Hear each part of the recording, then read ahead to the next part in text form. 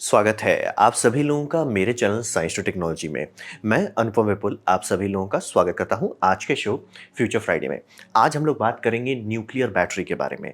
तो आइए समझते हैं। तो सबसे पहले सही समझना पड़ेगा हम यहाँ क्या बात कर रहे हैं। तो यहाँ पे हम लोग उस चीज़ के बारे में करें जो रिएक्टर नहीं है। ये बात एकदम क्लियर करिए, ये न्यूक्लियर रिएक्टर नहीं होता है। इसमें ना कोई एक्टिव फिजन होता है, ना ही कोई एक्टिव फ्यूजन होता है। यानी कि एक हैवी न्यूक्लियाई को लेके फोड़ देना या 2 हल्के लोग को शादी करा देना, वो सब नहीं होता है। यहाँ पे ना तो फिजन हो रहा है, ना तो फ्यूजन है। ये समझना बेहद ज़रूरी है। और इसके बावजूद भी ये E = mc² पे चल रहा है, तभी इसमें इतनी लंबी लाइफ स्पैन होती है कि आप सुनते हैं कि बैटरी 50 साल चलेगा, बैटरी 100 साल चलेगा, बैटरी 2000 साल चलेगा। वो इसी कारण से कि उसमें भी एनर्जी E = mc² से आ रहा है। तो ये एनर्जी निकालता कैसे है? ये एनर्जी निकालता है रेडियो एक्टिव डिके से। यानी कि मतलब जितना भी चीज़ आप पीरियोडिक टेबल में देखते हैं जनरली वो स्टेबल एलिमेंट्स होते हैं, लेकिन जनरली उसमें अगर कुछ तिगड़म कर दिया जाए या मतलब वो ट्रांजिशन कर रहा है तो वो एक अनस्टेबल फेज से गुजरेगा। यानी कि जब उसमें बहुत ज़्यादा एनर्जी, वो स्टेबल नहीं है। और नेचर में हर चीज़ मतलब हाई इक्विलिब्रियम से लो इक्विलिब्रियम से जाता है, मतलब चिल मारना चाहता है। तो वैसे एलिमेंट्स जो है जैसे कि कार्बन C14 हो जाए, वो चिल करने के लिए अपना से एनर्जी निकालता है। तो एनर्जी निकालने का तरीका बहुत सारा हो सकता है। तो मतलब 3 मेन कैटेगरी आती है जिसमें हम लोग कहते हैं alpha radiation, beta radiation, gamma radiation. तो इसमें अल्फा होता है कि हीलियम न्यूक्लियस ही निकाल दे रहा है। तो ये सबसे लो डेंजर का होता है क्योंकि ये इतना बड़ा है कि किसी चीज़ के आर-पार नहीं जा पाता जनरली। तो इसका पेनिट्रेटिव पावर बहुत कम होता है। फिर बीटा हो गया, तो बीटा होता है इलेक्ट्रॉन। तो इलेक्ट्रॉन किसी चीज़ के आर-पार जैसे काफ़ी डैमेजिंग होता है। लेकिन फिर भी मतलब समझिए आपका अगर आपके सामने कोई बीटा रेडिएशन का सोर्स है, तो आपका डेड स्किन सेल जो है वही रोक लेगा उसको। फिर आता है सबसे खतरनाक गामा रेज़। यहाँ पे यह फोटोन मतलब कि अपना न्यूक्लियस जो है वो अपने को ठंडा करने के लिए फोटोन के माध्यम से एनर्जी डंप कर रहा है। तो ये 3 रास्ते से एनर्जी निकलती है रेडियो एक्टिव डिके में। अगर इसका इस्तेमाल आप कर रहे हैं तो आप न्यूक्लियर बैटरी बना रहे हैं। तो यहाँ पे आपके पास एक ऑप्शन है कि भैया आप ये सब आउटपुट में से कुछ निकालें, जैसे चाहे अल्फा हो जाए, बीटा हो जाए या गामा हो जाए, या हीट ऑफ रेडिएशन बम्बार्डमेंट कर ले। यानी कि अगर आप कोई भी मटेरियल ले रहे हैं जो रेडियो एक्टिव डिके से गुजर रहा है, वो एनर्जी बाहर निकाल रहा है। अगर उसे आप सील कर देते हैं किसी, जैसे मान लीजिए लेड का कंटेनर में सील कर देते हैं, तो उसमें एनर्जी डंप होगी। तो गायब नहीं हो जाएगी एनर्जी, एनर्जी ट्रांसफॉर्म हो जाएगी। मतलब कि जैसे गामा रेज का फोटोन लोअर होते होते होते ये इंफ्रारेड फोटोन की तरफ से निकलेगा, लेकिन निकलेगा ज़रूर। तो होता यह है कि वो हीट में बदल जाता है। तो उसका भी आप इस्तेमाल कर सकते हैं। अगर आपको डायरेक्ट अल्फा या बीटा या गामा इस्तेमाल करने में नहीं आ रहा है, तो आप बम्बार्डमेंट के तौर हीट के तौर पे भी इस्तेमाल कर सकते हैं। मतलब एक गर्म डंडा हो गया, तो ये ऑप्शन है। और आपकी कितना आयु मिलेगी, कितना लाइफ स्पैन मिलेगा, ये डिपेंड करता है कि एलिमेंट आपने कौन सा चुना है। यानी कि अगर कार्बन लेते हैं तो उसका एक लाइफ स्पैन मिलेगा, आप निकल चुनते हैं उसका एक अलग लाइफ स्पैन मिलेगा, ट्रिटियम चुनते हैं उसका अलग लाइफ स्पैन मिलेगा। ये आप डिसाइड करोगे, जो भी आप काम कर रहे हो, जो भी मशीनरी बना रहे हो, इक्विपमेंट बना रहे हो, उसके हिसाब से आप डिज़ाइन करोगे। हर एलिमेंट का कुछ फ़ायदा कुछ नुकसान होता है। फिर हो गया कि कितना पावर आप निकाल पाते हैं, ये डिज़ाइन करता है इफ़िशिएंसी पे। और इफ़िशिएंसी एम्बिएंट कंडीशन पे डिपेंड करता है। यानी कि जैसे कोई भी अगर आप सिस्टम देखें, जनरली उसमें हीट एंड कोल्ड सोर्स होने चाहिए कि कहीं से एनर्जी निकल रही है, कहीं एनर्जी डंप हो रही है। वेस्ट हीट की बात कर रहा हूँ। कोई भी इसीलिए कोई भी हीट साइकिल 100% एफिशिएंट नहीं होता। तो अगर वेस्ट डंप करने का आपके पास जगह नहीं, या दोनों के बीच का ग्रेडियंट मतलब काफ़ी नहीं है, जैसे मान लीजिए हॉट आपको सिर्फ 100 डिग्री सेल्सियस है और बाहर गर्मी पड़ रहा है 50 डिग्री सेल्सियस पर, तो 50 डिग्री का टेम्परेचर डेल्टा आपके पास काफ़ी नहीं मिलेगा। तो इफिशिएंसी एम्बिएंट कंडीशन पे डिपेंड करती है।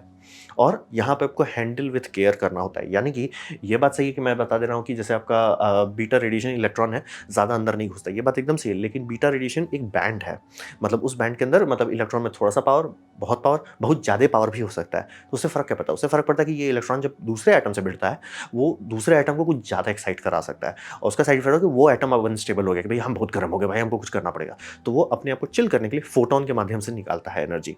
अब प्रॉब्लम ये है कि अगर लो लेवल पे हो रहा है तो इंफ्रारेड होगा, अगर कुछ ज़्यादा हो गया तो वो गामा रेज़ बन जाएगा। यानी कि भले आपका बीटा रेज़ घुटा ज़रूर था, लेकिन बीटा रेज़ जिस चीज़ से भिड़ा वो चीज़ अब गामा रेज़ देने लग जाएगा।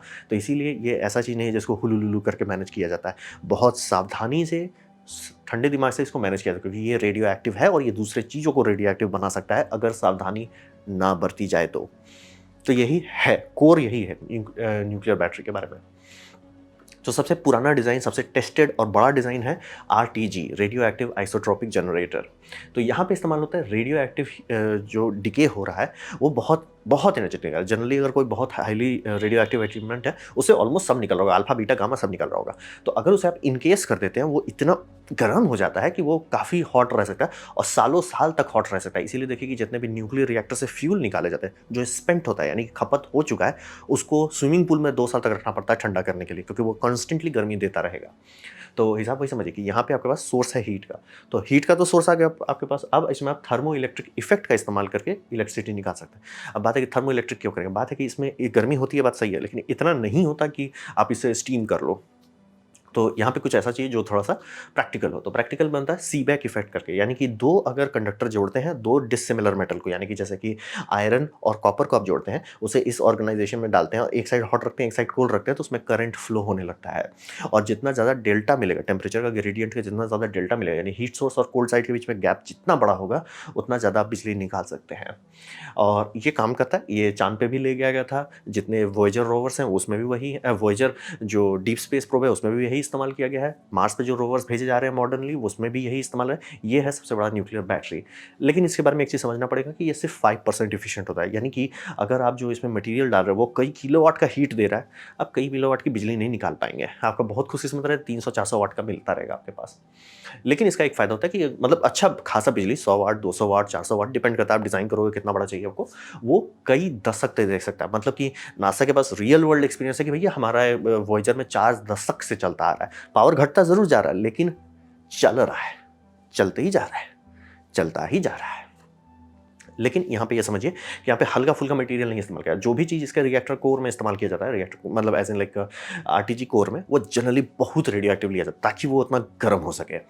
तो साइड इफेक्ट होता है कि यहाँ सावधानी से हैंडल करना होता है, ये खिलौना नहीं है। मतलब इस तरह के छोटे-छोटे पैलेट्स इस्तेमाल किए जाते हैं। जैसे कोई भी सैटेलाइट है जो डीप स्पेस मिशन करने का कोशिश कर रहा है, तो बहुत अंदर मतलब दूर चला गया धूप से, तो वो ठंडा बहुत होने लगेगा। तो बात है कि या तो आप बिजली से उसको गर्म करते रहें, या तो वहाँ पे छोटे-छोटे हीटर्स लगा दिया जाता है। तो हीटर के केस में ये इनकेस कर दिया जाता है ग्राफाइट में, ग्राफाइट को इनकेस कर दिया जाता है कार्बन फाइबर में, उसको रख दिया जाता है। वो 1 वाट का हीटर कॉन्स्टेंटली चलता रहता है। तो पूरा जो स्पेस क्राफ्ट है वो ठंडा नहीं हो पाता, मतलब एब्सोल्यूट ज़ीरो तक धीरे-धीरे ठंडा नहीं होता, तो इक्विपमेंट ज़्यादा चलता है।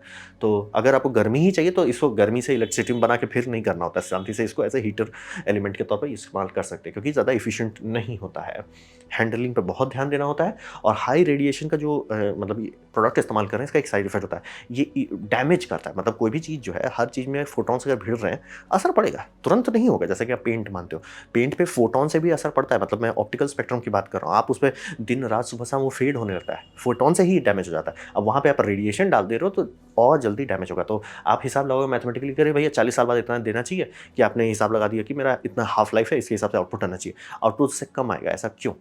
बात है कि वो चीज़ जो है, यानी कि ये जो आपका सीबैक जनरेटर जो चल रहा है, ये धीरे-धीरे इरोड होता है, डैमेज मतलब एज कर रहा है। हर चीज़ जो कि हाई रेडिएशन एनवायरनमेंट में रहती है, वो एक्सेलरेटेड एजिंग से गुजरती है, यानी कि उसका 10 साल में उसका लगभग 20 साल जैसा उम्र हो चुका होगा।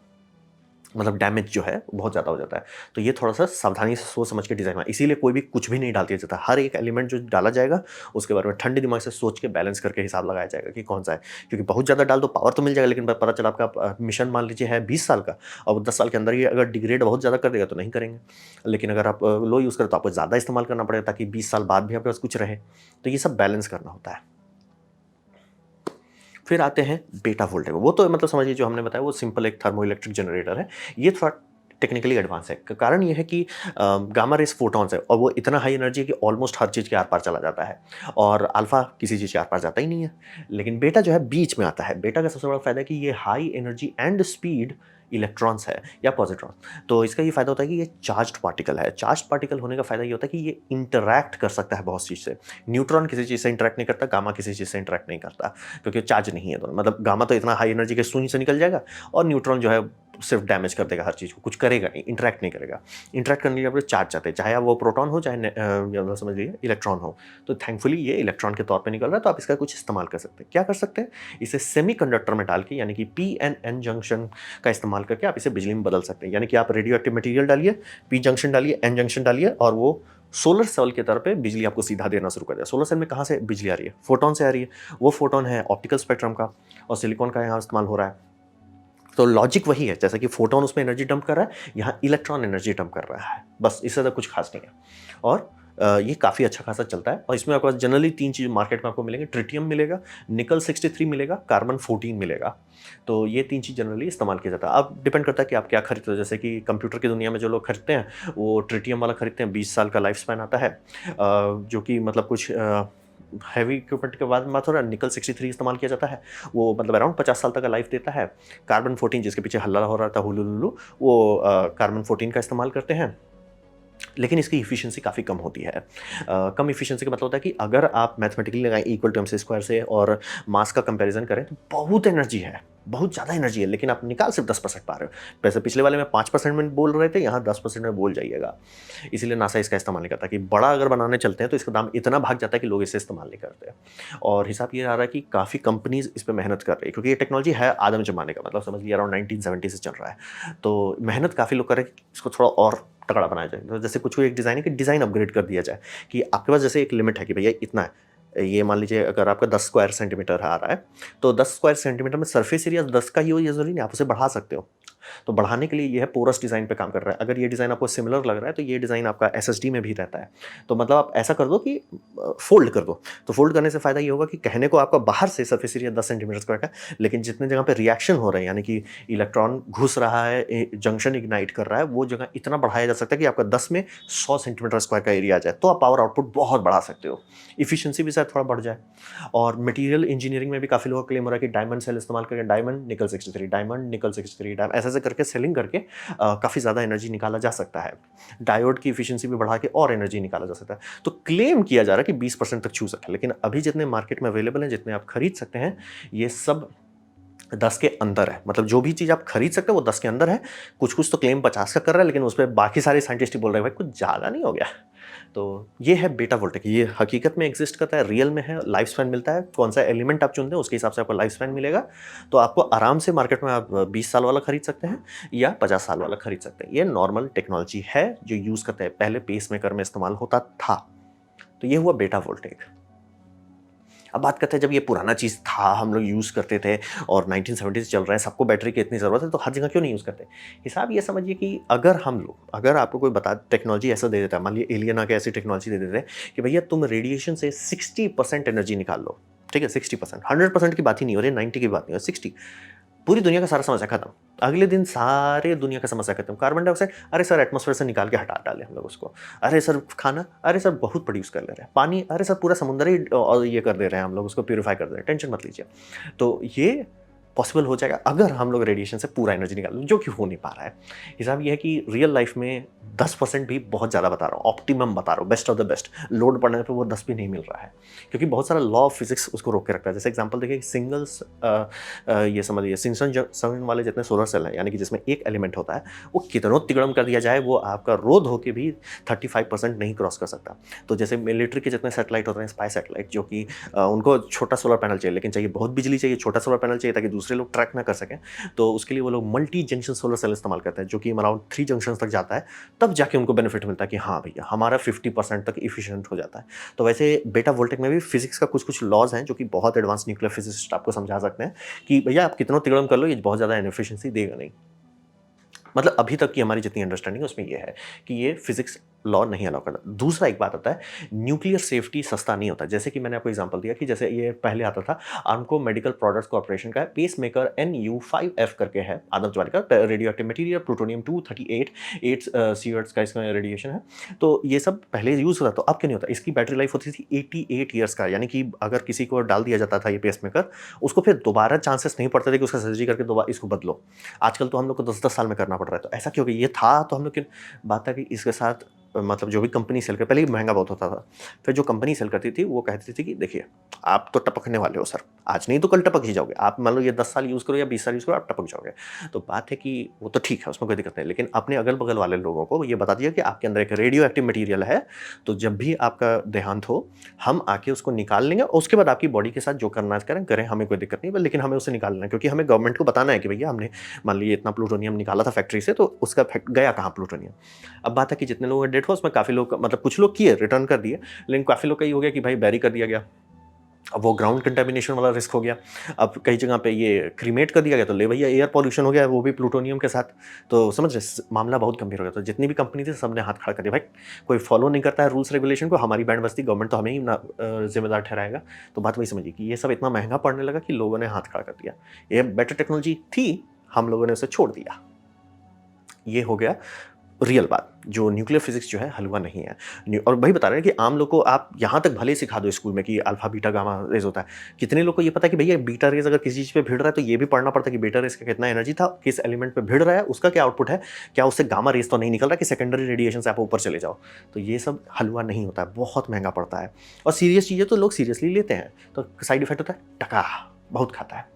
अब आते हैं जो सबसे कड़वा बात है, जो लोग जिससे देख के मेरा पर्सनल बीपी हाई हो जाता है। इंडिया के इंजीनियर यूट्यूबर्स ऐसे लेके मूर्ख बना रहे हैं, जिनको मेरे से 10 गुना ज़्यादा पता है, लेकिन फिर भी मुंह खोल के मूर्ख बना रहे हैं कि ये सब का आउटपुट यूजलेस होता है। मतलब आम पब्लिक के लिए इसका आउटपुट यूजलेस है, आम यूज़ के लिए आउटपुट यूजलेस है। पेस मेकर एक डेडिकेटेड डिवाइस है, एक डेडिकेटेड काम के लिए, तब वो कर पाता है।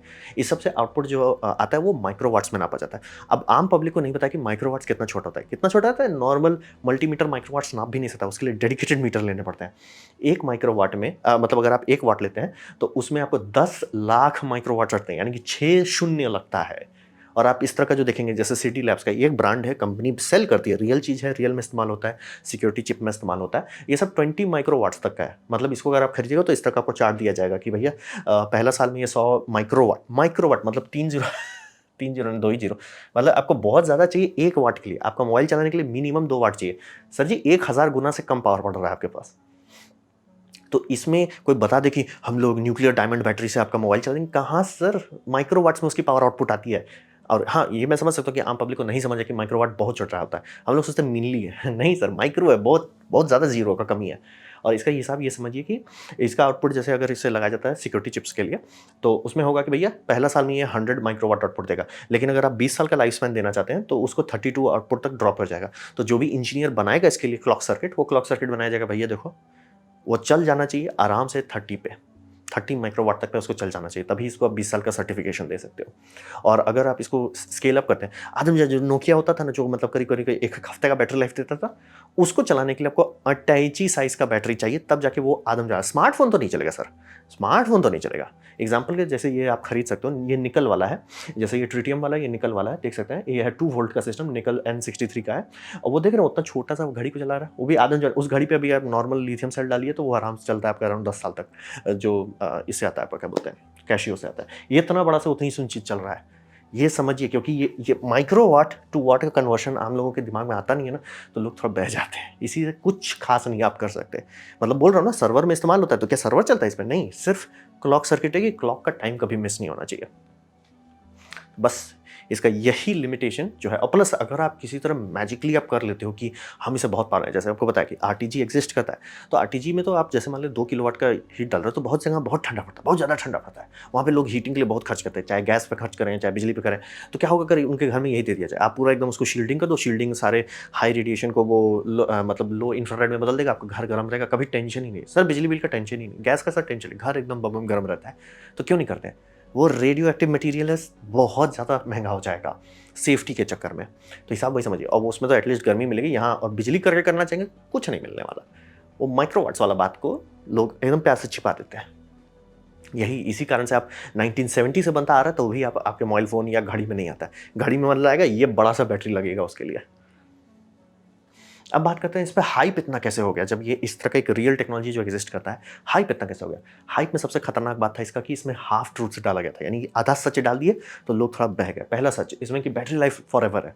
फॉरएवर का सीधा इंसानी मतलब में होता है कि इंसान लाइफ स्पैन से आगे चला जाए, यानी कि कोई भी चीज़ 80 साल से आगे जाता है, हम लोग उसको कहेंगे भैया ज़िंदगी भर चलता है। 100 से आगे चला जा रहा था तो भैया गिनना ही छोड़ देंगे। तो ये बात सही है, ये चलता है इतना लंबा। बोल रहे हैं जैसे वॉयेजर का आरटीजी है, वो 40 साल से चल रहा है, लोग बोले भाई हो गया भाई, बम बम हो गया। तो ये वाला बात सच है। दूसरा, ये गाड़ी भी पावर कर सकता है, मोबाइल भी कर सकता है, ये बात गलत है। पहला बात सच था तो लोग के मतलब समझ फिल्टर में नहीं फंसा, लेकिन झूठ लेके घुस गया, फिल्टर बाईपास कर दिया। क्योंकि साहब ये समझिए, अगर गाड़ी चलाने का भी आप कोशिश किया तो लोकोमोटिव देखते हैं ना, जो ट्रेन का इंजन होता है उस साइज़ की आपकी बैटरी होगी, छोटा सा गाड़ी ले आएगा, वो भी नैनो। और भी आपका बैटरी से तार से ले जाना पड़ेगा, क्या पता तार का ही वजन ना खींच पाए। तो ये समझना बहुत ज़रूरी होगा कि वो एनर्जी उसमें उतनी है ही नहीं, उसमें कैपेसिटी बहुत है, मतलब ये टंकी खाली नहीं होगा। आराम से आप ऐसा बना सकते हो कि वो बैटरी 50 साल तक यूज़ करो, कोई टेंशन नहीं है।